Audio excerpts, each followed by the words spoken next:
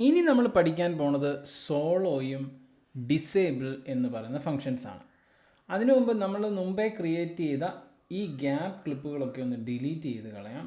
Okay, അത് കഴിഞ്ഞു. നമുക്ക് ആദ്യം സോളോ എന്നാ നോക്കാം. ഇപ്പോൾ ഈ ഒരു ഓവറോൾ പ്രൊജക്റ്റ് എടുത്തു കഴിഞ്ഞാൽ നിങ്ങൾക്കറിയാം കുറേ ക്ലിപ്സുകൾ ചേർന്നിട്ടാണ് ഈ ഒരു പ്രൊജക്റ്റ് ഉണ്ടായേക്കുന്നത്. എനിക്ക് തോന്നുന്നു ഒരു 10-20 ക്ലിപ്പ് കാണും. അപ്പോൾ ഈ 20 ക്ലിപ്പിനകത്ത് ഒരെണ്ണത്തിൻ്റെ മാത്രം ഓഡിയോ നിങ്ങൾക്ക് കേൾക്കണമെന്ന് വിചാരിക്കുക. ബാക്കി 19 എണ്ണത്തിൻ്റെ ഓഡിയോ നിങ്ങൾക്ക് വേണ്ട.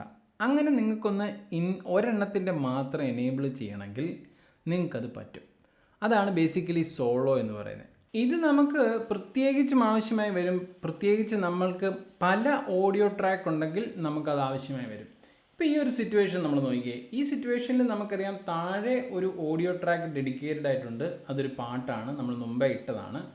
എന്നാൽ തൊട്ട് മുകളിലുള്ള ക്ലിപ്പ് നിങ്ങൾ എടുത്തു കഴിഞ്ഞാൽ അവിടെ ഒരു കോൺവെർസേഷൻ രണ്ടുപേര് നടത്തുന്നതിൻ്റെ ഒരു സംഭാഷണമുണ്ട്. അപ്പോൾ രണ്ടെണ്ണവും പ്ലേ ചെയ്യുന്നുണ്ട്.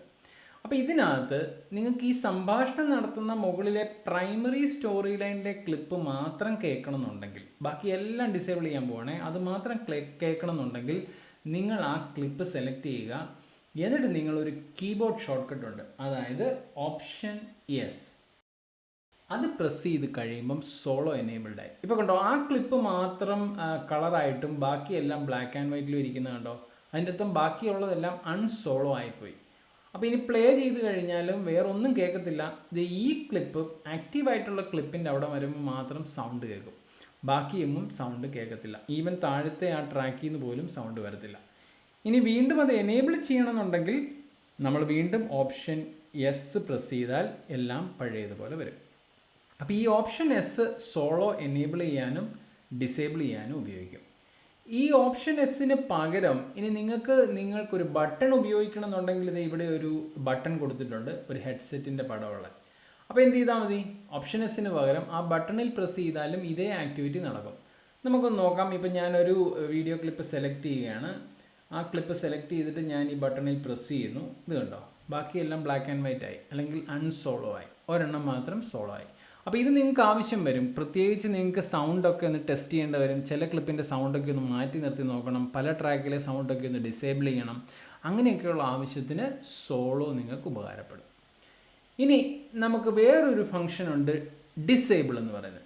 അതെന്താണെന്ന് ചോദിച്ചു കഴിഞ്ഞാൽ ഒരു ക്ലിപ്പ് മാത്രം നിങ്ങൾക്ക് ഡിസേബിൾ ചെയ്യാൻ പറ്റും.